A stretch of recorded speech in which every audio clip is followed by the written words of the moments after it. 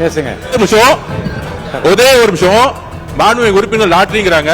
திரு உதயநிதி அவர்கள் சொல்லணும், ஏன் 900 கோடி ரூபாய் லாட்டரி நிறுவனம் வாங்கினாங்க திமுக? பதில் சொல்லட்டும். பதில் சொல்லுங்க. தைரியம் இருந்தா லாட்டரி நிறுவனம் இருந்து 900 கோடி ரூபாய் திரு மு.க. ஸ்டாலின் அவர்கள் ஏன் வாங்கினார்கள்? தைரியம் இருந்தா சொல்லுங்க. அப்ப சொல்லுங்க. நான் எந்த தொழிலையும் இல்ல, எந்த நிறுவனம் நடத்தல. தைரியம் இருந்தா ஏன் நடத்துறாங்கன்னு சொல்லுங்க. அதுக்கப்புறம் பதில் சொல்லலாம். மாண்பு எதிர்க்கட்சி தலைவர். மாண்பு பேரவைத் தலைவர் அவர்களே,